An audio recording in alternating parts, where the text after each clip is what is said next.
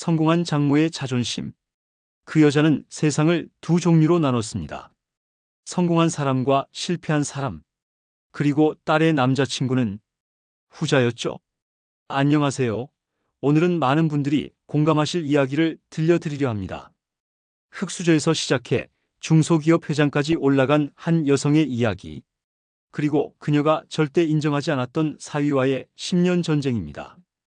박정희 회장은 20대에 봉제 공장 미싱사로 시작해 40대에 자신의 회사를 세웠습니다. 누구의 도움도 없이 오직 자신의 힘으로 일어선 여성. 해외 바이어들과 직접 협상하며 수출의 길을 열었고 60대에 이르러 연 매출 500억의 중소기업 회장이 되었습니다. 성공이 뭔지도 모르는 놈이 내 딸을 데려가. 말도 안 되는 소리. 그녀의 딸 박미래는 어머니가 차려준 풍족한 환경에서 자랐습니다. 유학, 명문대, 그리고 어머니가 바라던 대로의 인생. 하지만 딸이 대학 마지막 학기 봄날의 캠퍼스에서 한 남자를 만났습니다. 김준서, 지방대 전자공학과를 졸업한 평범한 청년이었죠. 엄마, 이 사람이에요. 제가 말했던. 어디 출신이라고? 지방대? 직업은? 창업준비? 꿈도 크셔라. 박 회장의 눈에는 이 청년이 그저 아무것도 아닌 존재로 보였습니다. 누군가의 아들도 누군가의 후계자도 아닌 그저 허름한 청바지에 노트북 가방을 메고 다니는 평범한 대학생. 그녀가 평생 벗어나기 위해 발버둥 쳤던 그 보잘것없는 세계의 사람이었죠. 내가 널 키운 건 저런 놈이랑 살라고 키운 게 아니야. 우리 미래는 최소한 대기업 임원급은 만나야지. 아니면 박 대표 아들도 있잖아. 그 아이는 미국 MBA 나왔고 아버지 회사도 물려받을 텐데. 반대는 점점 심해졌습니다. 준서를 만날 때마다 철저히 감시했고 심지어 둘의 데이트 장소까지 찾아와 망신을 주기도 했습니다. 미래는 점점 집에서 숨막히는 기분을 느꼈습니다. 그리고 어느 날 밤 미래는 결심했습니다. 단 한 통의 문자만 남기고 집을 나섰습니다. 엄마, 미안해요. 하지만 내 인생은 내가 선택할 거예요. 준서와 함께 할게요. 박 회장은 딸의 가출에 경찰까지 동원했지만 소용없었습니다. 미래는 친구의 집에 머물며 준서와 조용한 결혼식을 준비했습니다. 그들은 화려한 웨딩홀 대신 작은 교회를 선택했고 많은 하객 대신 몇몇 가까운 친구들만 초대했습니다. 결혼식 당일 아침 미래의 친구 중 한 명이 무심코 SNS에 올린 사진 한 장. 오늘 우리 미래 특별한 날. 그 사진을 본 박 회장의 비서가 즉시 보고했습니다. 회장님, 따님이 오늘 결혼하시는 것 같습니다. 동대문구 소재 작은 교회에서요. 박 회장의 얼굴이 창백해졌습니다. 자신도 모르게 결혼식이 진행된다는 사실에 분노와 배신감이 교차했죠. 곧바로 차를 몰아 교회로 향했습니다. 여러분도 주변에서 이런 이야기 들어보셨을 겁니다. 어쩌면 여러분 자신의 이야기일지도 모르죠. 이 이야기가 어떻게 전개될지 궁금하시다면 지금 바로 구독과 좋아요 눌러주시고 계속 지켜봐 주세요. 여러분이 상상하는 그 결말 아마 예상을 뛰어넘을 겁니다. 이장전자공학도 사위와 정략 결혼의 그림자. 결혼식이 시작되기 5분 전 교회 문이 거칠게 열렸습니다. 모두의 시선이 문 쪽으로 향했고 그곳에는 박 회장이 서 있었습니다. 작은 교회는 아늑했습니다. 화려한 장식 대신 소박한 꽃들과 촛불만이 제단을 밝히고 있었죠. 신랑 준서의 친구들과 신부 미래의 몇몇 친구들만이 조용히 자리를 지키고 있었습니다. 누구도 이 순간을 방해할 사람은 없을 거라 생각했습니다. 하지만 그때 교회 문이 열렸습니다. 드디어 찾았구나. 박 회장이 숨을 헐떡이며 입구에 서 있었습니다.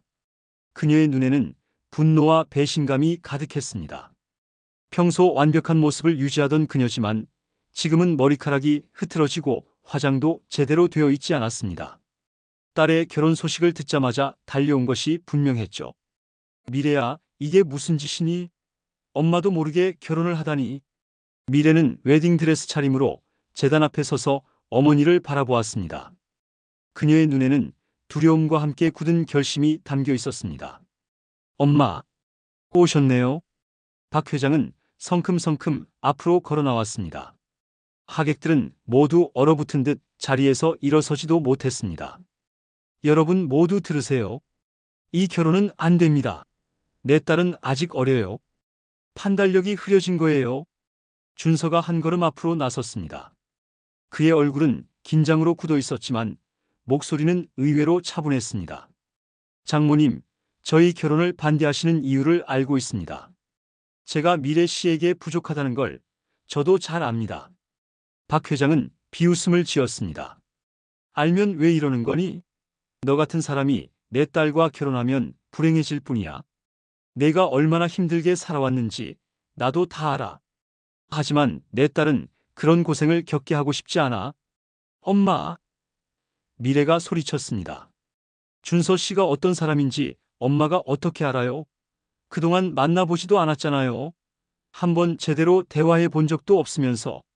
박 회장은 딸을 향해 손가락을 들이밀었습니다. 그래, 난 그 사람 배경만 봐도 충분해. 지방대 출신에 가진 것 없는 남자가 우리 미래를 어떻게 행복하게 해줄 수 있겠니?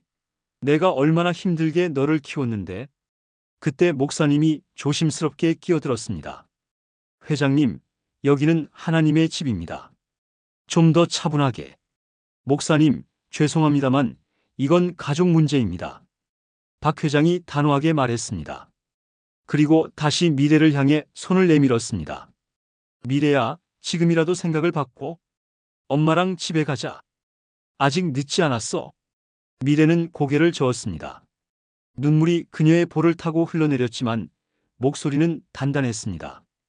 엄마, 난 준서 씨를 사랑해요. 그리고 엄마가 말씀하시는 배경이나 조건 같은 건 중요하지 않아요. 우리는 함께 행복해질 거예요. 허튼 소리 하지 마. 사랑만으로 밥 먹고 살 수 있니? 몇 개월 지나봐. 그때도 같은 말을 할 수 있을까? 준서가 미래의 손을 꼭 잡았습니다.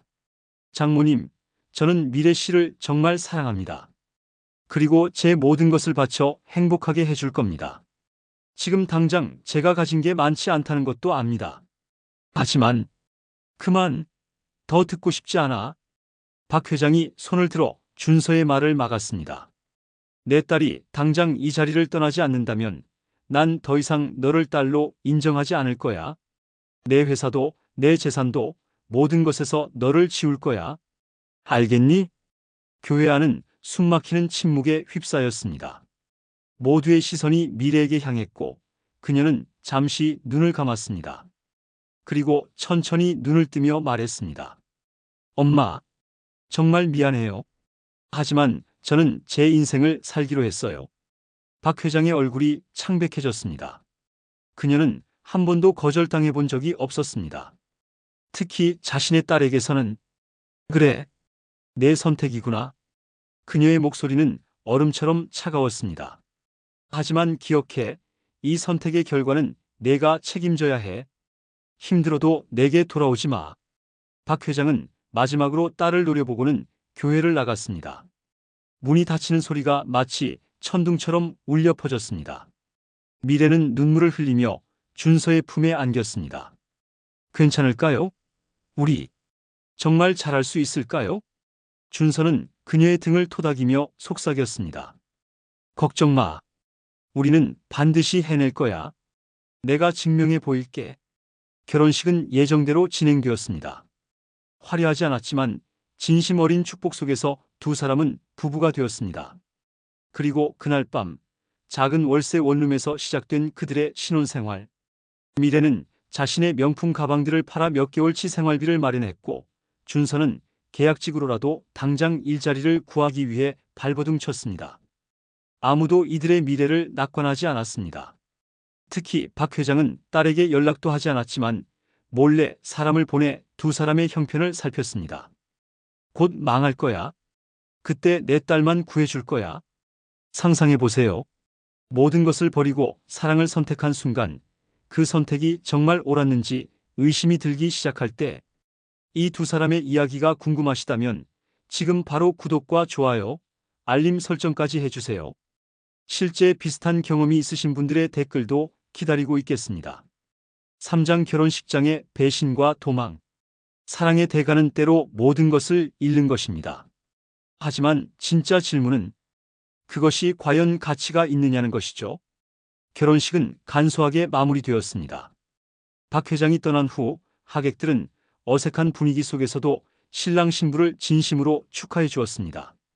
미래의 친구들은 그녀를 꼭 안아주며 용기를 북돋아 주었고, 준서의 친구들은 그의 어깨를 두드리며 격려했습니다. 정말 괜찮겠어? 회장님이 얼마나 무서운 사람인지 알잖아. 걱정 마. 우리가 옆에 있을게. 하객들의 걱정 어린 말들이 귓가를 맴돌았지만 미래와 준서의 얼굴에는 이상하게도 평온함이 깃들어 있었습니다. 두 사람은 서로를 바라보며 작게 미소 지었습니다. 그들만의 비밀이 있는 듯한 모습이었죠. 결혼식을 마치고 나온 두 사람은 작은 중고차에 짐을 싣기 시작했습니다. 미래가 몰래 챙겨온 짐가방 몇 개와 준서의 노트북, 그리고 몇 권의 책. 그게 전부였습니다. 우리 어디로 가요? 미래가 물었습니다. 기억나? 내가 말했던 그 도시. 우리의 새 출발을 위한 곳. 그들은 서울을 떠나기로 결정했습니다. 박 회장의 영향력이 닿지 않는 곳, 아무도 그들을 알지 못하는 곳에서 새롭게 시작하기로 한 것입니다. 차에 시동을 걸려는 순간 검은 세단 한 대가 그들 앞을 막아섰습니다. 차에서 내린 사람은 박 회장의 비서였습니다. 미래 씨, 어머님께서 마지막으로 한 번만 대화하고 싶다고 하십니다. 회사 사무실로 와주시겠습니까? 미래와 준서는 서로를 바라보았습니다. 잠시 망설임이 있었지만 미래가 천천히 고개를 끄덕였습니다. 마지막으로 한번 대화해 볼게요. 박 회장의 회사 사무실. 넓은 창문으로 서울 시내가 한눈에 내려다 보이는 그곳에서 박 회장은 딸을 기다리고 있었습니다. 그녀의 앞에는 서류 뭉치가 놓여 있었고 옆에는 변호사로 보이는 남자가 앉아 있었습니다. 미래야, 앉으렴. 미래는 어머니 앞에 천천히 앉았습니다. 준서는 그녀의 손을 꼭 잡은 채 옆에 함께 앉았습니다. 저 사람은 내보내고 이야기하자. 박 회장의 차가운 목소리에 미래가 대답했습니다. 아니에요, 엄마. 준서는 이제 제 남편이에요. 무슨 말이든 함께 들을 거예요. 박 회장은 깊은 한숨을 내쉬었습니다. 그리고 서류 한 장을 미래 앞으로 밀어놓았습니다. 이것 봐. 너를 위한 마지막 제안이야. 그것은 이혼 동의서였습니다. 하단에는 큰 액수의 위자료 금액이 명시되어 있었습니다. 지금 이혼하면 이 돈을 너에게 주마. 그리고 내 회사의 지분 10%도. 내가 앞으로 평생 호의호식할 수 있을 만큼의 금액이야. 준서의 얼굴이 굳어졌지만 그는 아무 말도 하지 않았습니다. 미래는 서류를 천천히 집어들고 읽어내려갔습니다. 엄마, 이게 무슨... 들어봐, 미래야. 난 내가 행복했으면 좋겠어. 하지만 저 사람과는 불가능해. 저 사람이 너에게 해줄 수 있는 게 뭐가 있니? 너는 지금까지 누려온 모든 것을 포기해야 할 거야. 박 회장은 잠시 숨을 고르고 목소리를 낮추었습니다. 내가 너를 얼마나 사랑하는지 알지? 내가 이렇게까지 하는 이유는 내 미래를 걱정해서야. 저 사람, 준서가 무슨 큰 꿈을 가지고 있는지는 알아. 하지만 꿈과 현실은 달라. 얼마나 많은 청년들이 창업의 꿈을 안고 실패하는지 알아? 그때 너는 어떻게 할 거니? 미래는 서류를 내려놓고 어머니를 똑바로 바라보았습니다. 엄마, 저는 준서 씨를 믿어요. 그리고 제 인생은 저의 것이에요. 박 회장의 얼굴에 분노가 스쳤습니다. 그녀는 책상을 탁 치며 자리에서 일어났습니다. 그래, 그렇다면 이것도 봐. 그녀는 다른 서류 뭉치를 꺼냈습니다. 준서의 이름이 적힌 서류들이었습니다. 저 사람, 대학 때 학자금 대출이 아직도 남아있어. 그리고 창업 준비하면서 진 빚도. 내가 앞으로 10년은 고생해야 한다고. 미래가 놀란 표정으로 준서를 바라보았습니다. 준서는 고개를 떨구었습니다. 미래야, 미안해. 말하려고 했어. 하지만 박 회장이 승리의 미소를 지었습니다. 봐, 내게 숨기는 것도 있잖아. 이게 시작이야. 앞으로 더 많은 거짓말과 숨김이 있을 거야. 미래의 눈에 눈물이 고였습니다. 그녀는 잠시 말없이 서류를 바라보았습니다. 방 안에는 무거운 침묵만이 흘렀습니다. 그때 준서가 천천히 고개를 들었습니다. 맞습니다, 장모님. 저는 빚이 있습니다. 대학 학자금 대출과 창업 준비 과정에서 진 빚이요. 그리고 아직 가진 것도 없고 불안한 미래를 살아갈지도 모릅니다. 그는 미래의 손을 꼭 잡았습니다. 하지만 제가 미래 씨에게 거짓말한 적은 없습니다. 이 모든 것을 미래 씨는 알고 있습니다. 우리는 이미 함께 계획을 세웠고 어떻게 이 상황을 헤쳐나갈지 이야기했습니다. 미래가 고개를 끄덕였습니다. 네, 엄마. 저는 다 알고 있었어요. 준서 씨의 상황도 우리가 앞으로 어려울 거라는 것도요. 박 회장은 충격을 받은 듯 자리에 주저앉았습니다. 미친 거야? 그런데도 결혼한다고? 너 지금 무슨 짓을 하는지 알기나 해? 미래가 천천히 일어섰습니다. 그녀의 눈에서 눈물이 흘러내렸지만 목소리는 단단했습니다. 엄마, 저는 엄마가 해주신 모든 것에 감사해요. 하지만 이제 제 삶을 살 거예요. 저는 준서 씨를 진심으로 사랑해요. 그리고 우리는 함께 모든 어려움을 이겨낼 거예요. 그녀는 이혼 동의서를 집어들고 천천히 찢었습니다. 종이 조각들이 테이블 위로 흩어졌습니다. 가자, 준서. 두 사람이 문을 향해 걸어갈 때 박 회장이 소리쳤습니다. 나가면 다시는 돌아올 생각 마. 넌 더 이상 내 딸이 아니야. 모든 재산에서 너를 제외할 거야. 미래는 문 앞에서 잠시 멈춰 섰다가 뒤돌아보지 않고 말했습니다. 엄마, 언젠가 이해해 주실 날이 올 거예요. 그때까지 건강하세요. 문이 닫히고 박 회장은 홀로 사무실에 남았습니다. 그녀의 손에는 미래를 추적하기 위해 준비했던 또 다른 서류들이 구겨져 있었습니다. 하지만 이미 늦었습니다. 미래와 준서는 그날 밤 서울을 떠났습니다. 아무도 그들이 어디로 갔는지 알지 못했습니다. 박 회장이 사설 탐정까지 고용했지만 두 사람은 흔적도 없이 사라졌습니다. 그들은 정말로 새 출발을 원했던 것입니다. 그리고 그렇게 고난의 10년이 시작되었습니다. 여러분은 어떻게 생각하시나요? 사랑을 위해 모든 것을 포기한 미래와 준서의 선택이 옳았을까요? 그들의 운명은 어떻게 전개될까요? 지금 바로 구독과 좋아요 눌러주시고 이들의 다음 이야기를 함께 해주세요. 그리고 댓글로 여러분의 생각도 들려주세요. 사장 가난과 실패, 그리고 끝없는 도전. 인생에는 세 가지 선택지가 있습니다. 포기하거나 안주하거나 아니면 끝까지 도전하거나. 그리고 준서와 미래는 마지막 길을 택했습니다. 서울을 떠난 그들은 결국 부산에 정착했습니다. 번화가에서 멀리 떨어진 작은 월세 원룸, 보증금 500만 원에 월세 30만 원짜리 집이었습니다. 창문 하나 없는 반지하, 겨울이면 벽에 곰팡이가 피고 여름이면 습기가 찼지만 그들에겐 첫 보금자리였습니다. 여기서 시작하자. 아무도 우리를 모르는 곳에서. 준서는 지역 IT 회사에 입사했습니다. 급여는 많지 않았지만 그의 전자공학 지식과 프로그래밍 실력은 인정받았습니다. 미래는 영어 학원에서 아르바이트 강사로 일하기 시작했습니다. 명문대를 나온 그녀의 스펙은 지방에서는 꽤 통했습니다. 하지만 현실은 생각보다 가혹했습니다. 두 사람의 월급을 합쳐도 생활비와 대출 상환에 빠듯했고 준서가 꿈꾸던 AI 기술 개발은 점점 멀게만 느껴졌습니다. 결혼 1년 차, 그들의 첫 위기가 찾아왔습니다. 미래야, 나 회사에서 잘렸어. 준서의 회사가 갑작스럽게 구조조정을 단행한 것입니다. 가장 늦게 들어온 직원인 그는 첫 번째 해고 대상이 되었습니다. 괜찮아요. 우리 함께 이겨낼 수 있어요. 미래는 학원 시간을 늘렸고 주말에는 과외까지 뛰었습니다. 이제 대기업 임원딸이었던 그녀는 하루 12시간 이상을 일하는 워킹맘이 되었습니다.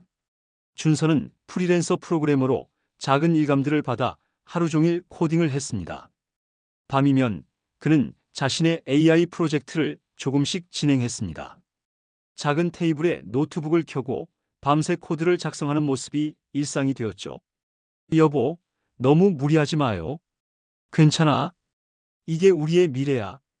결혼 2년 차, 미래는 임신 사실을 알게 되었습니다. 기쁨도 잠시, 현실적인 고민이 밀려왔습니다. 아이를 키울 여유가 있을까? 더 넓은 집으로 이사할 수 있을까? 우리, 이 아이를 잘 키울 수 있을까요? 반드시 해낼 거야. 내 아이는 행복하게 자랄 거야. 준서의 눈에는 확신이 빛났습니다. 그는 더 많은 일감을 받았고, 때로는 밤을 새워 일했습니다. 미래는 출산을 앞두고도 7개월째까지 일을 계속했습니다. 그들은 결국 조금 더 넓은 투룸으로 이사했고, 아이를 위한 작은 공간을 마련했습니다. 여전히 부족했지만 그들은 서로를 믿으며 앞으로 나아갔습니다. 그리고 딸 수아가 태어났습니다. 작고 소중한 생명의 등장에 두 사람은 더욱 단단해졌습니다. 이 아이를 위해서라도 우리는 반드시 성공해야 해. 하지만 현실은 녹록지 않았습니다. 육아와 일을 병행하는 것은 상상 이상으로 힘들었습니다. 밤에는 아이가 울고 낮에는 일해야 했습니다. 미래는 산후 우울증을 겪기도 했습니다. 가끔은 엄마가 그립네요. 연락해 볼래? 수아도 보여드리고. 아니요. 아직은 준비가 안 됐어요. 박 회장에게 연락하지 않았지만 그들은 은밀히 그녀의 소식을 듣곤 했습니다. 회사가 더욱 번창하고 있다는 소식, 해외 지사까지 세웠다는 소식. 반면 그들은 여전히 생존을 위해 몸부림치고 있었습니다. 결혼 5년 차, 준서는 드디어 자신의 AI 알고리즘을 완성했습니다. 제조업 공정 효율을 혁신적으로 개선할 수 있는 기술이었습니다. 그는 대출을 받아 작은 회사를 설립하고 기술 특허를 출원했습니다. 드디어 해냈어. 미래야, 우리 곧 잘 살 수 있을 거야. 하지만 기쁨도 잠시, 그의 기술을 훔치려는 경쟁사의 공격이 시작되었습니다. 특허 소송, 기술 유출 시도. 작은 회사는 대기업의 압박에 견디지 못하고 위기를 맞았습니다. 우리 기술이 소용없는 게 아니야. 오히려 너무 가치가 있어서 뺏으려는 거야. 법정 소송은 1년 넘게 이어졌고 준서의 작은 회사는 결국 문을 닫았습니다. 그들은 다시 원점으로 돌아왔습니다. 아니, 더 나빠졌습니다. 이제 그들에게는 창업 실패라는 꼬리표와 더 많은 빚만 남았으니까요. 미안해, 미래야. 내가 너무 큰 도전을 했나 봐. 아니에요. 당신은 옳았어요. 그 기술은 정말 대단했어요. 다만 세상이 아직 준비가 안 된 것뿐이에요. 미래는 여전히 준서를 믿었습니다. 그녀는 더 많은 수업을 맡았고 이제는 학원의 부원장까지 되었습니다. 준서는 다시 처음부터 시작했습니다. 이번에는 더 작은 규모로, 하지만 더 실용적인 접근법으로. 결혼 7년 차, 그들의 딸 수아는 이제 유치원에 다니고 있었습니다.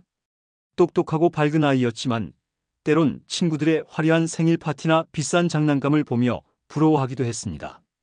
아빠, 우리는 왜 할머니 집에 안 가요? 친구들은 다 할머니 집에 놀러 간대요. 우리 할머니는 좀 멀리 계시거든. 언젠가 꼭 만나게 해줄게. 준서와 미래는 서로를 바라보며 쓴웃음을 지었습니다. 그들의 삶은 여전히 힘들었지만 더 이상 불행하지 않았습니다. 그들에게는 서로가 있었고 사랑스러운 딸이 있었으니까요. 그리고 마침내 결혼 8년 차에 전환점이 찾아왔습니다. 준서가 개발한 새로운 AI 솔루션이 해외 투자자들의 눈에 들어온 것입니다. 그의 기술은 이전보다 작은 규모였지만 실용성과 확장성에서 높은 평가를 받았습니다. 미래야, 투자 계약이 성사됐어. 300만 달러야. 그들은 처음으로 진심으로 웃으며 서로를 껴안았습니다. 오랜 고난의 시간이 보상받는 순간이었습니다. 준서는 다시 회사를 설립했습니다.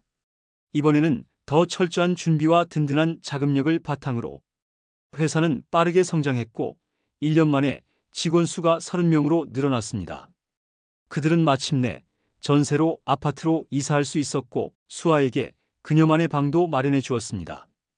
결혼 9년 차, 준서의 회사는 국내 AI 스타트업 중 가장 주목받는 기업으로 성장했습니다. 그의 솔루션은 이제 국내 여러 대기업에서 사용되기 시작했고 해외 수출도 시작되었습니다. 여보, 우리 정말 해냈네요. 아니, 아직 시작일 뿐이야. 우리에겐 더 큰 꿈이 있잖아. 준서의 눈빛에는 여전히 도전 정신이 빛나고 있었습니다. 이제 그들에게는 한 가지 남은 숙제가 있었습니다. 바로 박 회장과의 화해였습니다. 엄마한테 연락해 볼까요? 이제 우리도 어느 정도 자리 잡았으니. 그래. 수아도 할머니를 만날 때가 됐지. 하지만 그들이 미처 연락하기도 전에 뜻밖의 소식이 날아들었습니다. 박 회장의 회사가 심각한 경영난에 빠졌다는 소식이었습니다. 세상에, 엄마 회사가. 그들은 깊은 고민에 빠졌습니다. 10년 동안 그들은 수많은 어려움을 겪었지만 결코 포기하지 않았습니다. 이제 그들 앞에는 또 다른 선택이 놓여 있었습니다. 오랫동안 그들을 버린 박 회장을 돕겠는가 아니면 그대로 두겠는가? 준서가 미래의 손을 꼭 잡았습니다. 내 어머니야. 우리가 도와야지. 그들의 10년간의 여정은 이제 새로운 국면을 맞이하게 되었습니다. 이 이야기의 결말이 궁금하시다면 지금 바로 구독과 좋아요 버튼을 눌러주세요. 그리고 알림 설정도 해두시면 다음 이야기를 놓치지 않으실 거예요. 여러분도 비슷한 경험이 있으셨나요? 댓글로 여러분의 이야기도 들려주세요. 오장 무너진 장모와 정체불명의 투자자. 세상에는 두 종류의 복수가 있습니다. 하나는 상대방을 무너뜨리는 것, 또 하나는 자신을 일으켜 세우는 것. 준서와 미래는 후자를 선택했습니다. 하지만 이제 그들 앞에 놓인 선택은 무엇일까요? 박 회장의 회사 미래전자는 한때 중소기업 성공 신화로 불렸습니다. 봉제업으로 시작해 전자부품 제조업으로 확장한 그녀의 사업 수완은 업계에서도 인정받았습니다. 하지만 10년이 지난 지금 그녀의 회사는 심각한 위기에 직면해 있었습니다. 회장님, 이대로 가면 3개월 안에 부도 위험이 있습니다. 재무이사의 보고에 박 회장은 침착함을 유지하려 했지만 손끝이 떨리는 것을 숨길 수 없었습니다.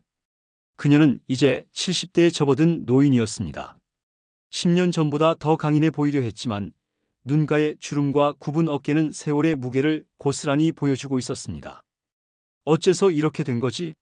우리는 항상 안정적이었는데. 이유는 명확했습니다. 기술 트렌드를 따라가지 못했고 해외 저가 제품과의 경쟁에서 밀렸으며 무엇보다 AI와 자동화 시스템을 도입하지 못했습니다. 박 회장이 가장 반대했던 분야가 결국 그녀의 사업을 무너뜨린 것입니다. 회생 방법은 없나? 대규모 투자가 필요합니다. 생산 시스템을 완전히 개편하고 AI 자동화를 도입해야. 박 회장은 쓴웃음을 지었습니다. 10년 전 그녀가 허황된 꿈이라고 일축했던 그 기술이 이제는 생존을 위해 필요한 것이 되었습니다. 그녀는 회의실을 나와 자신의 사무실로 향했습니다. 벽에 걸린 액자들 사이에는 공백이 하나 있었습니다. 그곳에는 한때 미래의 사진이 있었지만 그녀가 가출한 후 박 회장은 그 사진을 치워버렸습니다. 미래야, 내가 지금 어디서 뭘 하고 있을까? 딸의 소식은 10년 동안 거의 들을 수 없었습니다. 처음 몇 년은 사설 탐정을 고용해 찾아보려 했지만 그들은 철저히 숨어 지냈습니다. 5년쯤 지났을 때 한 번 부산에서 목격되었다는 보고가 있었지만 다시 자취를 감췄습니다. 박 회장은 숨을 깊게 들이마셨습니다. 지금은 그런 생각을 할 때가 아니었습니다. 회사를 살리는 것이 우선이었습니다. 그녀는 모든 인맥을 동원했습니다. 오랜 거래처들, 은행 지인들, 심지어 한때 미래의 남편감으로 생각했던 박 대표의 아들에게까지 연락했습니다. 하지만 모두가 그녀를 외면했습니다. 미래전자는 이제 투자 위험 기업으로 낙인 찍혀 있었습니다. 그러던 어느 날 비서가 전화를 받았습니다. 회장님, VT 인베스트먼트에서 연락이 왔습니다. 투자 상담을 원하신다고. 박 회장은 의아했습니다. VT 인베스트먼트는 최근 떠오르는 벤처 캐피탈로 국내 AI 스타트업들에 주로 투자하는 회사였습니다. 그들이 왜 미래전자에 관심을 보이는지 이해할 수 없었지만 지푸라기라도 잡는 심정으로 미팅을 잡았습니다. 미팅 당일 그녀는 평소보다 더 정성을 들여 차림새를 갖추었습니다. 흰 머리를 정갈하게 올리고 가장 좋은 정장을 꺼내 입었습니다. 마지막 기회라는 생각이 들었습니다. 회의실에 들어서자 검은 정장을 입은 젊은 남성이 창가에 서 있었습니다. 그는 천천히 고개를 돌려 박 회장을 바라보았습니다. 오랜만입니다, 장모님. 박 회장은 그 자리에 얼어붙었습니다. 10년이 지났지만 그 얼굴은 분명했습니다. 김준서, 딸이 선택했던 그 남자였습니다. 너, 내가 어떻게? 준서는 미소를 지으며 테이블 앞으로 걸어와 자리에 앉았습니다. 그의 모습은 10년 전과 완전히 달랐습니다. 자신감 넘치는 눈빛, 당당한 자세, 그리고 명품 시계와 고급 정장. 더 이상 허름한 청바지를 입은 청년이 아니었습니다. 앉으시지요, 장모님. 이야기 나눌 게 많습니다. 박 회장은 무거운 발걸음으로 자리에 앉았습니다. 그녀의 머릿속은 혼란스러웠습니다. 준서가 VT 인베스트먼트와 무슨 관계인지, 딸은 어디 있는지, 왜 지금 나타났는지. 내가 투자자라고?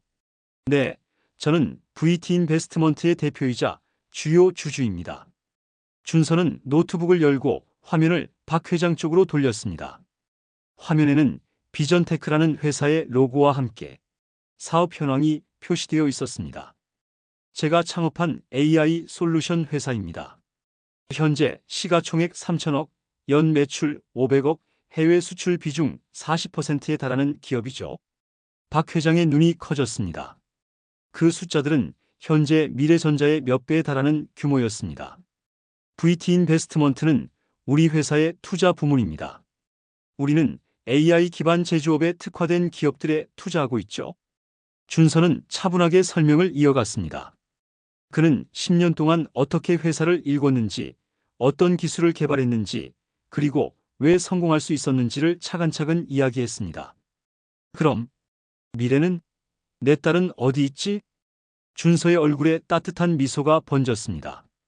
미래는 지금 우리 회사 교육 담당 이사입니다. 영어 강사로 시작해서 이제는 글로벌 인재 육성 프로그램을 총괄하고 있죠.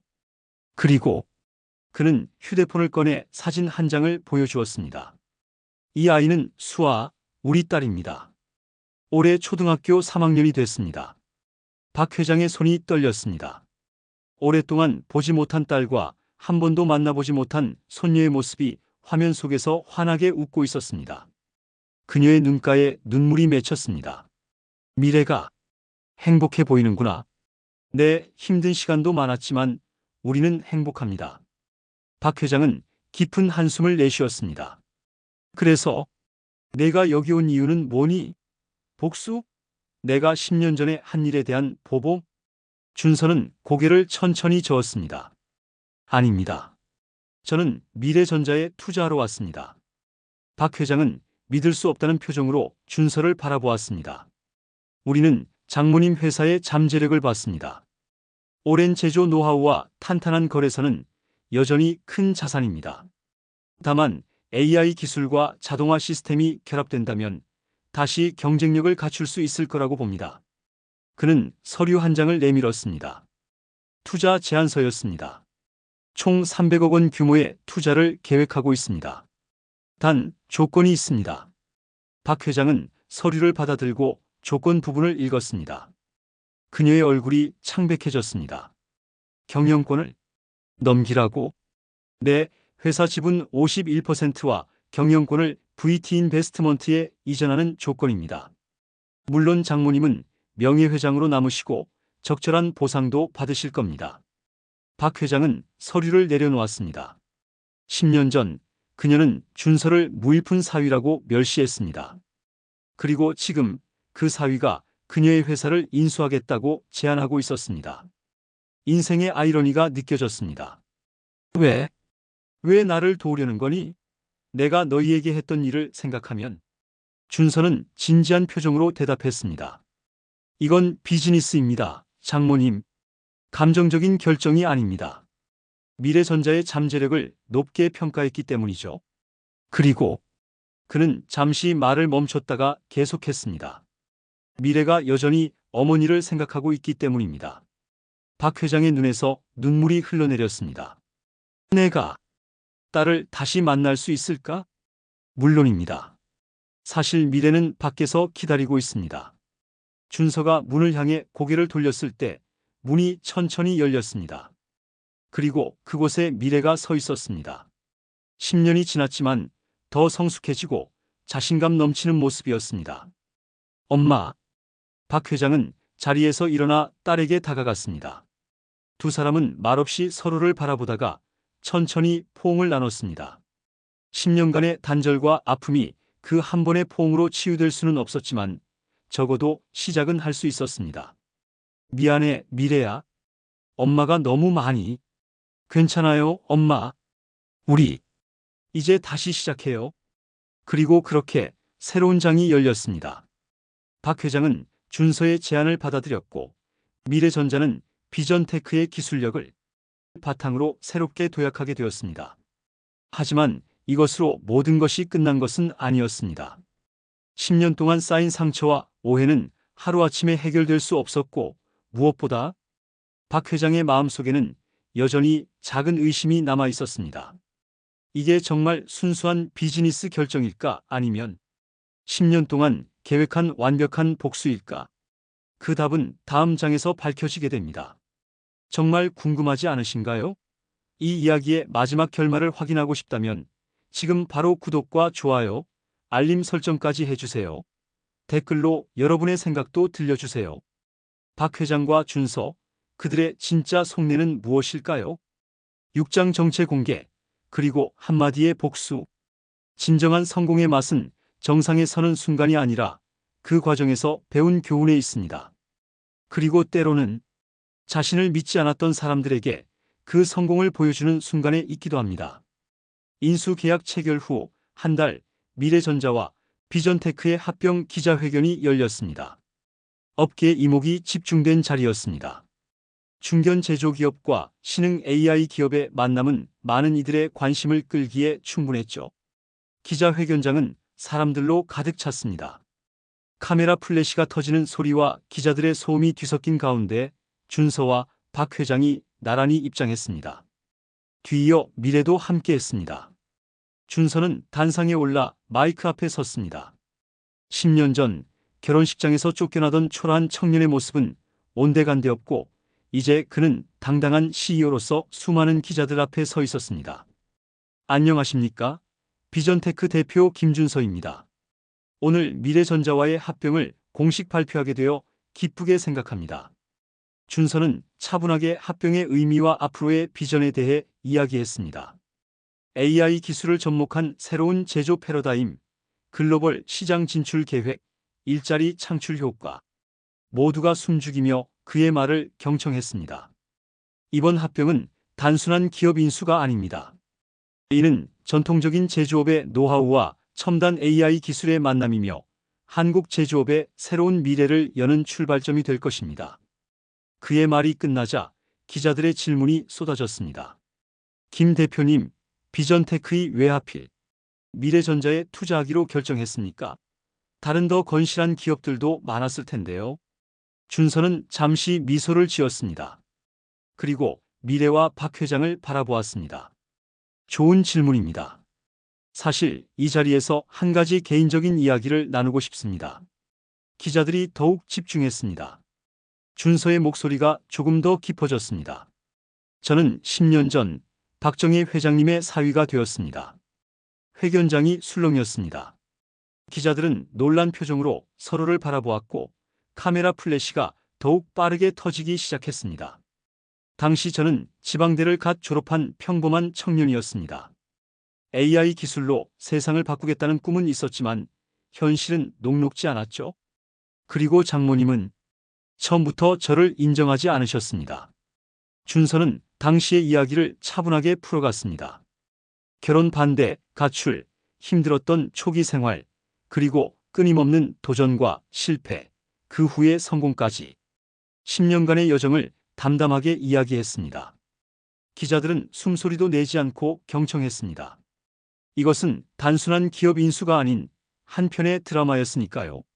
많은 분들이 이 합병을 두고 사위의 복수라고 말씀하시더군요. 준서는 씁쓸한 미소를 지었습니다. 하지만 저는 그렇게 생각하지 않습니다. 이것은 복수가 아닌 증명입니다. 제가 미래 씨를 정말 행복하게 해줄 수 있다는 것, 제 기술이 정말 가치 있다는 것, 그리고 무엇보다 사람은 배경이나 학벌이 아닌 끝까지 포기하지 않는 힘으로 평가받아야 한다는 것을 증명하고 싶었습니다. 그의 말에 회견장은 조용해졌습니다. 박 회장의 눈에는 눈물이 고여 있었고 미래는 자랑스러운 눈빛으로 남편을 바라보고 있었습니다. 이제 저희는 가족으로 다시 뭉쳤습니다. 그리고 함께 더 큰 미래를 만들어가려 합니다. 준서는 이어서 박 회장을 단상으로 초대했습니다. 박 회장은 천천히 일어나 마이크 앞에 섰습니다. 그녀의 눈가에는 세월의 흔적이 깊게 패여 있었지만 그 속에는 깊은 지혜가 담겨 있었습니다. 저는 큰 실수를 했습니다. 그녀의 목소리가 떨렸습니다. 10년 전 저는 딸의 행복보다 제 욕심을 앞세웠습니다. 사위의 가능성을 보지 못했고 겉모습만으로 사람을 판단했죠. 그리고 그 결과 10년이라는 소중한 시간을 잃었습니다. 박 회장은 잠시 숨을 고르며 눈물을 참았습니다. 하지만 우리 사위는 저를 용서해 주었습니다. 그리고 제 회사를 살려주었죠. 이것이 진정한 성공의 모습이 아닐까 생각합니다. 재산이나 명예가 아닌 용서하고 화합할 수 있는 마음. 그것이 진정한 성공입니다. 기자회견은 그렇게 감동적인 분위기 속에서 마무리되었습니다. 하지만 진짜 이야기는 그 이후에 시작되었습니다. 기자들이 모두 떠난 후 세 사람은 조용한 식당에서 마주 앉았습니다. 10년 만에 처음으로 그들은 진짜 가족처럼 한 테이블에 앉은 것입니다. 준서야. 박 회장이 먼저 입을 열었습니다. 정말 이게 다야? 복수 같은 건 생각하지 않았어? 준서는 와인잔을 천천히 돌리며 생각에 잠겼습니다. 미래가 긴장한 표정으로 두 사람을 번갈아 바라보았습니다. 솔직히 말씀드리자면 준서가 천천히 입을 열었습니다. 처음에는 그런 마음도 있었습니다. 언젠가 성공해서 보여주겠다는 오기가 저를 여기까지 오게 한 원동력 중 하나였으니까요. 박 회장의 눈빛이 흔들렸습니다. 하지만 시간이 지나면서 깨달았습니다. 진정한 성공은 남에게 복수하는 것이 아니라 자신의 가능성을 증명하는 것이라는 걸요. 그리고 미래와 수아가 있었기에 제가 진짜 중요한 것에 집중할 수 있었습니다. 준서는 미소를 지으며 계속했습니다. 장모님, 저는 이미 승리했습니다. 미래 씨의 선택이 틀리지 않았다는 것을 증명했으니까요. 이제는 우리 수아가 할머니를 만날 차례입니다. 박 회장의 눈에서 눈물이 흘러내렸습니다. 그녀는 손수건으로 눈물을 닦으며 고개를 끄덕였습니다. 정말 고맙구나. 내가 그런 대우를 받을 자격이 있을까? 물론이죠, 엄마. 미래가 어머니의 손을 잡았습니다. 우리는 가족이니까요. 다음 날, 박 회장은 처음으로 손녀 수아를 만났습니다. 미래와 준서의 집을 방문한 그녀는 문 앞에서 떨리는 마음으로 초인종을 눌렀습니다. 문이 열리고 작은 소녀가 그녀를 바라보았습니다. 수아는 미래를 닮은 눈과 준서를 닮은 미소를 가지고 있었습니다. 안녕하세요, 할머니. 박 회장은 감격의 말을 잇지 못했습니다. 수아는 망설임 없이 할머니에게 달려와 안겼습니다. 엄마가 말했어요. 할머니가 정말 대단한 분이라고. 회사도 혼자 키우시고 정말 강한 분이라고요. 저도 나중에 할머니처럼 되고 싶어요. 박 회장은 손녀를 꼭 안아주었습니다. 10년 동안 잃어버린 시간들이 아쉬웠지만 지금부터라도 진정한 가족으로 함께할 수 있다는 희망이 그녀의 마음을 따뜻하게 데웠습니다. 미래전자와 비전테크의 합병회사는 미래비전이라는 새 이름으로 출발했습니다. 미래와 비전, 두 단어가 상징하는 것처럼 그들은 함께 새로운 미래를 향해 나아갔습니다. 준서는 어느 날 밤 회사 옥상에서 서울의 야경을 바라보며 생각에 잠겼습니다. 10년 전 그는 아무것도 가진 것 없는 청년이었습니다. 하지만 지금은 모든 것을 가졌습니다. 사랑하는 아내와 딸, 성공한 회사, 그리고 완성된 가족까지. 미래가 조용히 다가와 그의 곁에 섰습니다. 무슨 생각해요? 10년 전 우리가 얼마나 멀리 왔는지 생각하고 있었어. 미래는 남편의 손을 꼭 잡았습니다. 그때 내가 엄마 회사 문을 박차고 나올 때 이렇게 될 줄 상상이나 했을까? 아니요. 하지만 저는 당신을 믿었어요. 그래서 선택했던 거고요. 준서는 아내를 바라보며 미소 지었습니다. 그들의 이야기는 마치 한 편의 영화 같았지만 실제로 일어난 일이었습니다.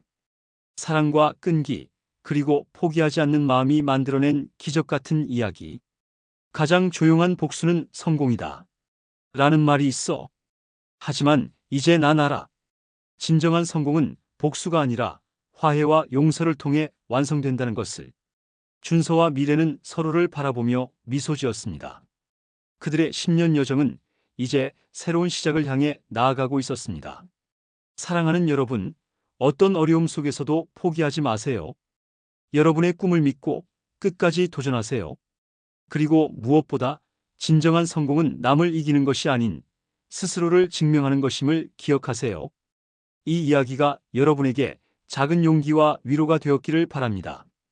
구독과 좋아요, 그리고 여러분의 소중한 댓글을 기다리겠습니다. 다음에 더 감동적인 이야기로 찾아뵙겠습니다. 감사합니다.